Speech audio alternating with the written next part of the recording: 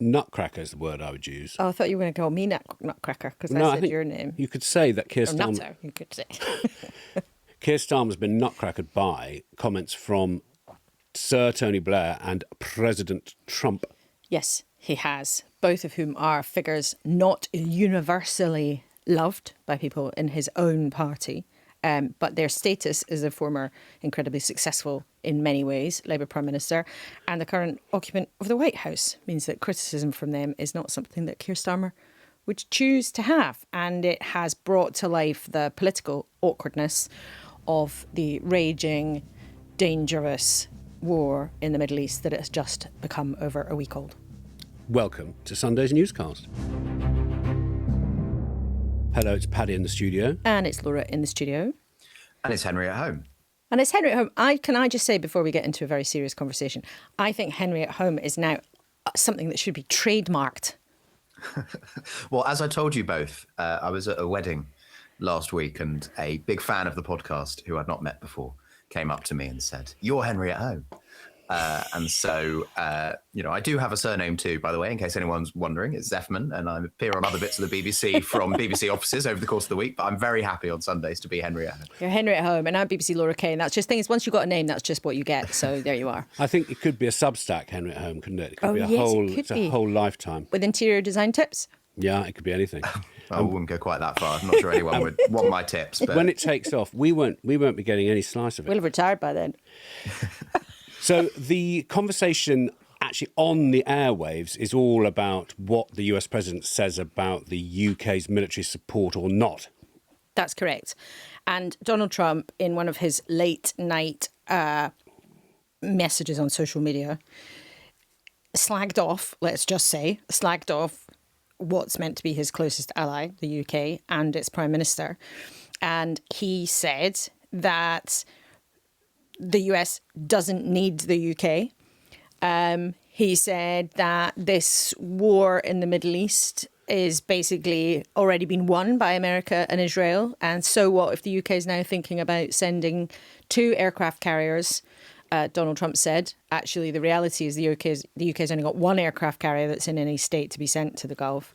But even by Donald Trump's measure, it is a pretty extraordinary digital attack on your busy mate across the Atlantic. Henry at home? Well, I think there's 2 levels on which you can look at this. There is the frame of Sir Keir Starmer spent 15 or so months trying to get as close to Donald Trump as possible. And that strategy has clearly gone down in complete failure. It might have worked for a time, but it's very hard to see their relationship returning to what it was. Even with this very capricious president, this feels much more like the situation that Theresa May ended up in with Donald Trump, where just for ages he was belittling her in public. Mm-hmm. On the other hand, the Prime Minister has managed to avoid putting himself in the midst of, on the side of, a war which public opinion polling suggests so far is unpopular in the UK. And he's also clashing with a US president who has never been popular in the UK. So on that level, politically, as sort of slightly kind of glib as it might sound, I think they're quite pleased with this in parts of the government. But it's the question of that competing impulse between the strategic priority this government has had since President Trump returned to the White House and the political imperative this government has to find ways not to annoy the British public. And then I think there's a third element as well, actually, is whether or not this means anything of substance. So what the Foreign Secretary, Yvette Cooper, was saying to us this morning is, focus on the substance, i.e. ignore Donald Trump's late night messages on social media. I would say that this is about what's in the UK's interest. It's for the US president to decide what he thinks is in the US national interest, and that's for him to do. But it is our job as the UK government to decide what's in the UK national interest. And that doesn't mean simply agreeing with other countries or outsourcing our foreign policy to other countries. We have to be able to take those decisions. Of course, we have a long, deep, important security partnership with the United States, but we also have some issues where we disagree in the British interest. But we've seen these pictures here of President Trump and Keir Starmer laughing and joking as they did in the Oval Office, the King handing over this invitation to come and have tea with the King. This is a public and serious spat between the Prime Minister and the man who's meant to be our closest ally. Well, you'll forgive me that I focus on the substance rather than on social media posts, and I've learnt for this long enough to know. So should we ignore him? Should we just ignore the social what media Donald Trump post? says? If you follow every single social media post, you spend an awful lot of time doing social media posts in response. Well, the President seems to spend a lot of time doing social media posts, so should we ignore it? I think the substance we should concentrate on is what is the right thing to do. So the politics of this actually could, you might posit, as some people in government might hope, you end up with a sort of unintentional Hugh Grant in Love Actually moment for Keir Starmer. He ends up getting the respect of some people for having made Donald Trump cross. That's a possibility. The other way then of looking at this would be point 4 is actually the UK government potentially has ended up in the worst of all worlds because they have made itself unpopular with its allies, many of them, particularly Americans, but also we understand across the Gulf.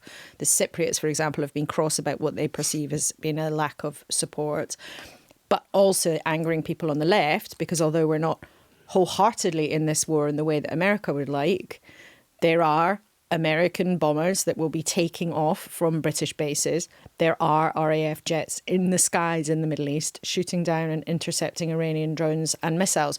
So it's a kind of in and out, Goldilocks position, isn't it? Not quite hot enough, not quite cool enough. That may prove in time to look like actually something politically convenient. Or it might just be awkward and you end up making everyone cross. Yes, because this is really about what the president posts online. Yeah. As distinct from a war on Iran, which is something that all of the people in the world are wondering when and how does it end? And so Yvette Cooper's really trying to separate out what the president says from what the underlying sort of relationship is. And she was also trying to, I think, have a bit of a pop at Tony Blair. So some of the other reporting this morning has been that Tony Blair told a private event that he hoped wouldn't be leaked. Well, actually, who knows? I'm speaking for Tony Blair. That's an outrageous thing to do. The expectation was that it would not be leaked. And he said what we would expect him to say, that America is your ally. They're an indispensable cornerstone for your security. You'd better show up when they want you to. So Tony Blair there all over the front pages this morning, attacking Keir Starmer's decision to sit out the original attacks on this war. But it was interesting hearing Yvette Cooper talk about this morning, who, of course, was a minister in Tony Blair's government. This is my point to him. I understand there are people who think we should just unquestioningly do so. And that, I just think, is not in the UK's national interest. I also think, having been a minister in the last Labour government, I also think it is important to learn lessons from what went wrong in Iraq and to recognise whether that is about ensuring that the purpose for any action that the UK becomes a part of, and just recognising that all of our decisions need to be about what is right for British citizens and in the UK's national interest. No other country would say, look, we want to just outsource our foreign policy. Everyone would say that actually what you need to do is to take decisions ourselves. That's what Keir Starmer has been doing. And I think he's right to stand up for Britain and Britain's interests. But whether it is done, I thought she was, quite deliberately taking a bit of a pop at the former Labour leader, trying to evoke some of the memories of Iraq and, maybe even that famous memo that Tony Blair wrote to George W. Bush, we'll be with you whatever, in the run-up to the Iraq war. So that's a little kind of mini drama in this whole saga. It is so striking to me how much the spectre of Iraq has loomed over this whole week in the government and in the Labour Party. We have seen, I think, since New Labour left office in 2010, how much Iraq still hangs over the Labour Party. It's a big reason why Ed Miliband, now the Energy Secretary and now quite a crucial voice, we're understanding in the private discussions about how to approach this. It's one of the reasons that he beat his brother, David, to the Labour leadership in 2010. It was a big reason that Jeremy Corbyn became Labour leader in 2015. And in 2019, when Keir Starmer became leader, one of his 10 pledges, which famously he junked, was about a commitment to always have a parliamentary vote before military action. No Labour leader has prospered since Tony Blair without at least showing some intent to kind of constrain UK military involvement in the world as compared to Tony Blair. But I even knowing that, I don't know about you guys, I've been struck by how much Iraq comes up again and again, both in private and in public, in what Labour politicians have said about why they are taking the actions they're taking in relation to this conflict. I completely agree. And of course, there's a more eternal argument, really. When I was a student in, I don't know if it was the 80s or the 90s, I can't remember. Are you sure? The argument was on one side, people who said, we are a floating aircraft carrier. We are Americans' poodle. And we should not be in that position. And this was a long argument that was had. And the Iraq War stirred up the feeling that Britain had joined a war without knowing why, crucially, and this was the finding of the inquiry, without knowing what comes after you depose the regime. And that we are littered in the West with booting out strong men who run oil-rich states. And it generally always goes very badly. And that's the argument about not getting involved. And that's why Henry's saying to us, the Iraq War comes back, even though the country we're talking about is Iran. And the other element of all of that, which is why I think Iraq is still so toxic in our politics, and also it still runs very hard in the minds of many members of the public, is the perception that people were lied to. It wasn't just, oh, this is a war that nobody knew how it would end and off we went and wasn't that terrible. And let's not forget there were forces there on the ground. This is very, very different in all sorts of ways, and a huge number of civilian deaths and military deaths too. But that perception that the ruling class in this country lied to people in order to persuade them that that war was a good idea. And that's an argument that, you know, soured the incredible political success of Tony Blair forever and ever and ever and ever. So there's an awful lot of painful long history for Labour here. It is, though, curiously, as Henry's saying, yes, that kind of political pain might actually end up helping Keir Starmer and getting him some praise in some quarters for not going, what you might say, full boots in here. But we're going to have to see. This is still really early days. Point. Yeah. Henry, can I get your readout on the Tony Blair spectre for modern Labour? Because if you think about the fact that it did look to me, who's not the expert in this room, that Keir Starmer early days was leaning into the experience of Tony Blair, who was a massive election winner. And there was Jonathan Powell, there was Peter Mandelson. I mean, everyone in Britain's on a journey. What journey has Keir Starmer been on with Tony Blair? Well, Keir Starmer wrote a long legalistic article in The Guardian opposing the Iraq War when he was Keir Starmer QC and had no political profile back in 2003. So I think he was in a different place as regards Tony Blair then compared to when he became leader of the Labour Party. And as you say, you know, started having won the leadership from a sort of Corbynism without Corbyn position, moved to the right. And I mean, I think just worth spelling out some of those names you mentioned there. Everyone will know who Peter Mandelson is now, but Jonathan Powell, who, you know, people see in some ways, no offence to Laura's guest on the programme today, as sort of the true anchor of Britain's foreign policy these days. Jonathan Powell was Tony Blair's chief of staff for the full decade that he was prime minister and is now this government's national security advisor. Until recently, Keir Starmer's director of communications was a man called Tim Allen, who had been Tony Blair's deputy director of communications. So that Blair world is to some degree back at the heart of government. You have ministers like Yvette Cooper, who served, as Laura said, at length in Tony Blair's government. But you have a very clear, I think, divergence in worldview that you've seen this week. Keir Starmer, you know, does not just think Iraq was a mistake because of what we've discussed about how there wasn't a thought through plan for what came next. I think that's the phrase he used earlier this week. He also thinks that it was illegal, essentially. And that legal view of the world is pretty different to how Tony Blair sees great power relations, clearly. It's also actually pretty different to even how some of Sir Keir Starmer's global allies who have ended up in a similar position on this conflict see things. And I think it's something we'll hear more about, is whether, you know, this political debate about whether Keir Starmer's fidelity to international law feels a bit outdated in an era where even many of his allies kind of don't care about that anymore. Yeah, and also I would say this because I always say it and it's a really boring point, but I think it's a really important point, even if it does sound a bit boring because I've said it lots of times. International law is not written in tablets of stone. International law is always something that politicians have argued about. Different lawyers, disagree on international law in different circumstances. So, and often in political debates, it's sort of used often by opposition politicians to say, you cannot do this thing that I don't like because it would be against international law.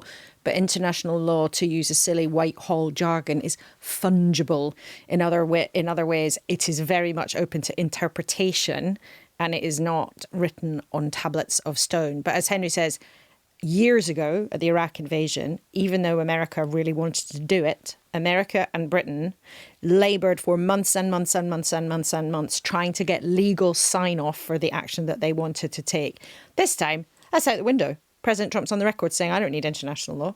So it's a completely different world, even though, as Henry says, Keir Starmer is somebody who still does see the world in that way of international rules, which is why even though the UK has said yes, that the US can use British bases, the conditions on that they're trying to stick to are quite tight. Those jets bombing Iran are specifically given permission to do so on things like missile launch sites. They're not being given permission to hit economic targets. They're not given permission to just do whatever they want. There are quite strict conditions that the UK is trying to impose on the US in order to be allowed to use those bases. The difficulty, of course, is if the government says, well, it's only defensive action. In the fog of war, where does defensive action end and offensive action begin? And I'm not sure that position is going to be able to be held forever, depending how long this goes on. Keir Starmer has said that he'll allow the US to use our bases for defensive purposes only. Nigel emails, what does that actually mean as the US is on the offensive? So there's nuance wherever you look about one plane in the sky doing one thing or one plane in the sky doing another thing. Well, that's right. And the principle is, would an American plane be allowed to take off from a British base, to fly to Iran, to drop a bomb on the middle of Tehran and maybe kill lots of civilians? No, it would not. Would a British airbase be allowed to be used for an American plane to take off and fly to Iran and drop a bomb on a specifically agreed target from where missiles have been launched into Israel? Yes, it would. That's the principle. But Henry, do you detect nerves in government about whether or not that can actually hold when it comes into sharp relief with the real world? Yes, without question. Nerves about that process of ensuring that the American strikes are only on what the UK government sees as defensive targets, and then political nerves about the British public understanding and agreeing with the distinction. Definitely. And I think it'll be one of the stories of the coming week, because though Sir Keir Starmer gave that permission some time ago, it's only just beginning to start now. So I think, if you want to sort of cast ahead to what's going to happen this week, and, you'd be crazy to predict what's going to happen this week, this coming week, given what's happened this past week. But I think two of the big political rows in Westminster will be about what strikes the US is or is not carrying out from UK bases, and whether HMS Dragon, which we've talked about so much this week, leaves Portsmouth and gets to Cyprus anytime soon. Because I do actually, if you're asking where I detect the most nerves in government, I think it's not about their handling of what the US can and can't do with UK bases. It's about this suggestion that the UK was slow to protect what is British sovereign territory in Cyprus, and the question of whether they ought to have had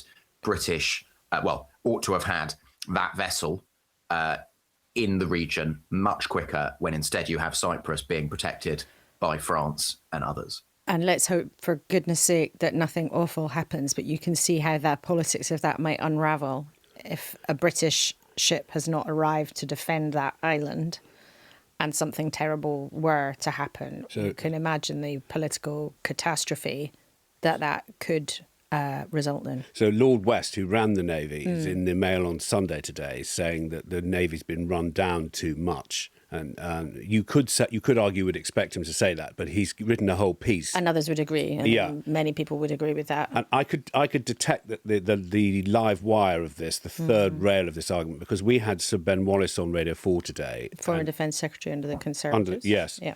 And I'll play you a little bit of it. But he didn't like the suggestion when I explained to him that it's been said on the airwaves in the last few days that it was 14 years of conservative monies that are under the microscope when you look at where the readiness of our armed forces. He was very feisty on that subject, if you want to hear the whole thing.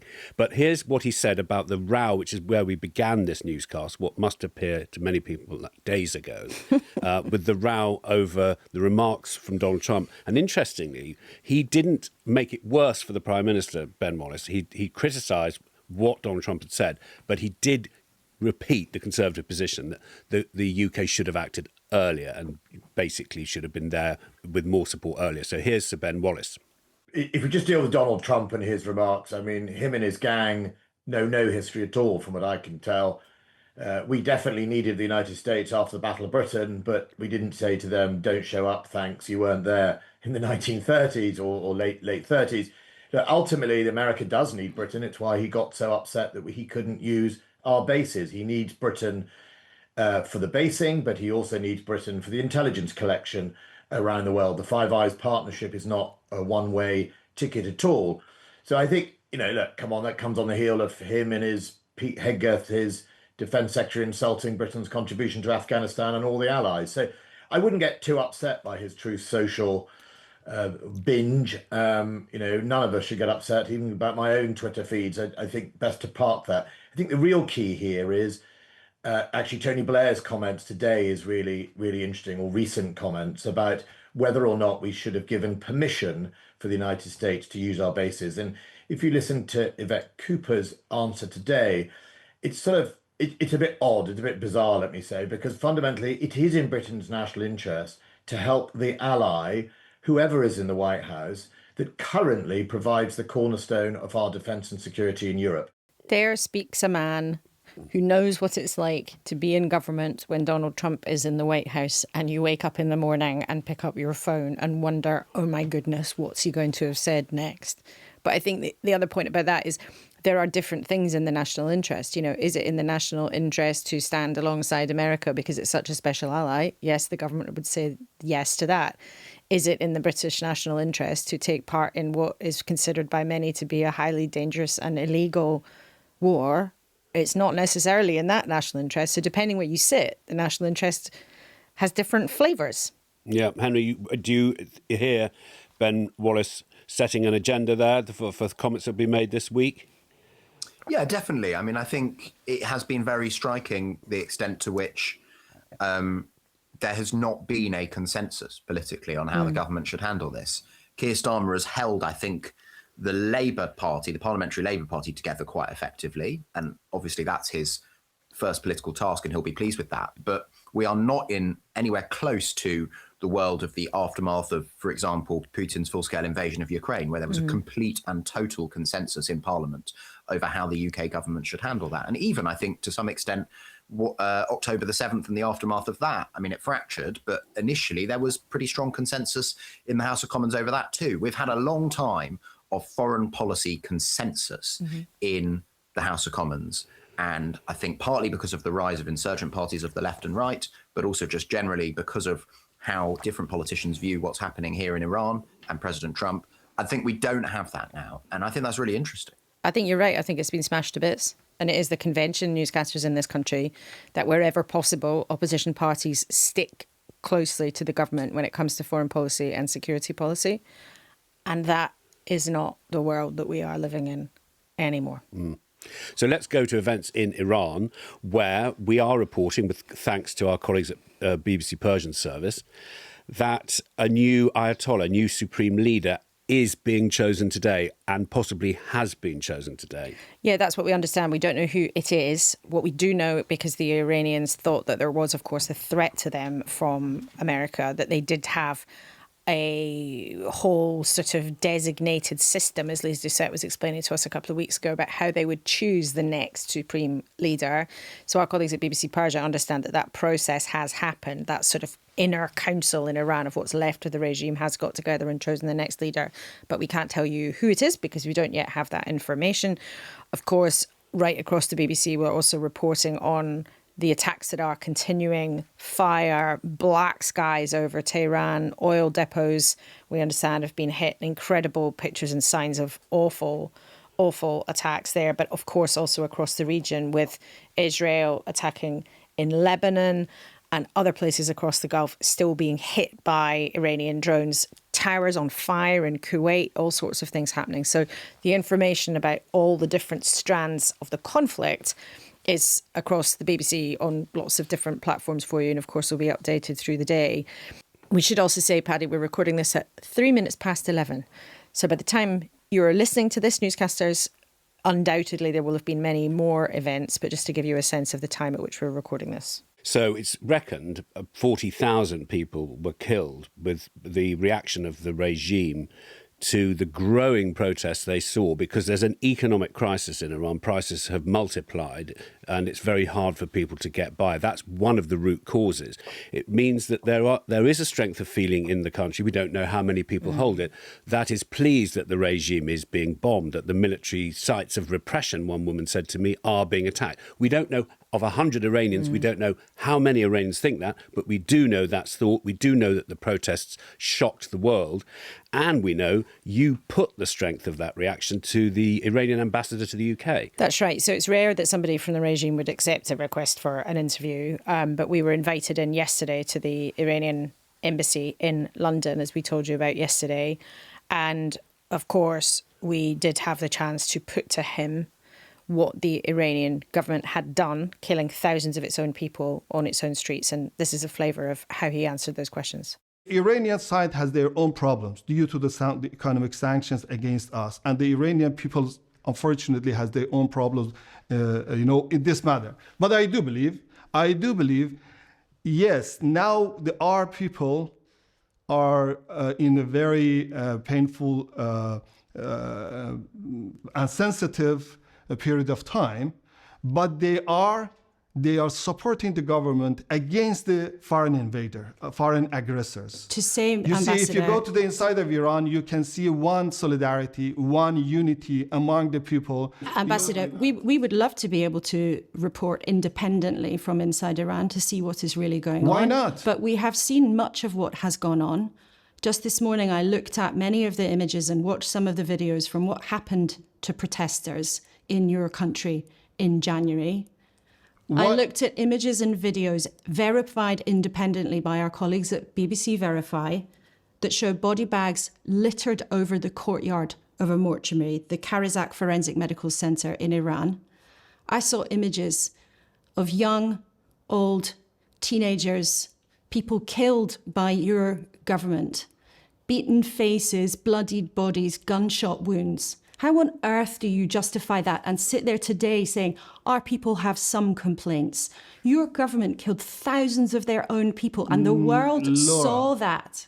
Laura, I recommend you to be very vigilant and delicate for and our colleagues have verified those images independently, Mr. Ambassador. Of Iran. Let me finish. And so I do not want to say that we do not have any problem. No.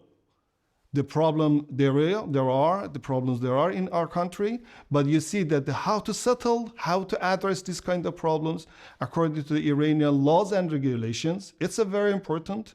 And the other than without any interference of the foreign countries against Iran. This was not about foreign interference. This was about your own people taking to the streets to protest against their suffering. And if you had nothing to hide, why turn off the internet during the protests? If you had nothing to hide, why not allow people to report freely and fairly? Because the internet now using as a military devices against the Iranian security. Henry, when you hear that, there is an argument which presumably we will hear made in Parliament for why the war was prosecuted by the United States in the first place. Yes, certainly. And there is I think, an interesting question for this government, which is if, and right now it feels like a very big if, but if this war does precipitate regime change in Iran, will that then have been deemed by Sir Keir Starmer to have been worth it? He used that phrase on Monday. He said, we do not believe in regime change from the skies. But the UK government does believe, at least in a sort of hopeful sense that it would be better for Iran to have a different kind of regime. But as you say, Paddy, regime change is just one of the constellation of reasons that have been given by President Trump or senior members of this White House for the reason that they've launched this war. So, it is just one piece of the puzzle, I guess. Yeah, because Donald Trump had earlier said he had destroyed their nuclear capabilities.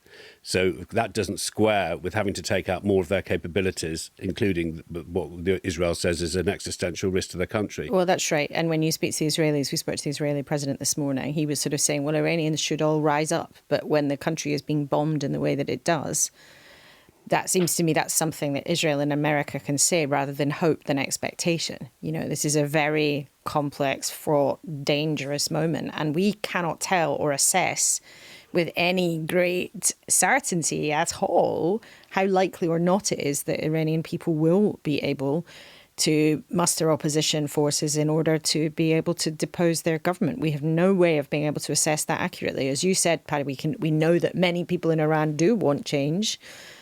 But we cannot, from the outside, without being able to get access to report freely from that country, we just can't know how likely or not that will be. OK, so we're reaching the end. Henry, do we have anything important to preview from the week ahead? Well, I just think it's really striking how this is going to continue to dominate the UK government, I think, for the coming days, if not weeks. And it is a reminder that you can stay out of this war to a degree, but whether this ought to be the case or ought not to be the case, the UK is living in America's world. And there's an argument over the extent to which it should be, and there's an argument over the ways in which Sir Keir Starmer is handling that. But this is going to be the big topic in Parliament all week. And by the way, we talked about this a lot earlier this year in relation to different American issues. Sir Keir Starmer wanted to talk relentlessly about the cost of living. Remember that? This is a war which could well have huge impact on the cost of living here in the UK. And I think we'll hear more and more about what the UK government could and should do about that as well. Yes, the editor wants us to wrap up, but we had the boss of Octopus, Greg Jackson, on Radio 4, saying that there are talks now between the government and energy companies about the potential for on bills in the next few weeks. Oh, I bet there are. Fascinating. Thank you both very much indeed. Thank you, newscasters, for being with us on Sunday. Henry Home, goodbye. Goodbye. Goodbye.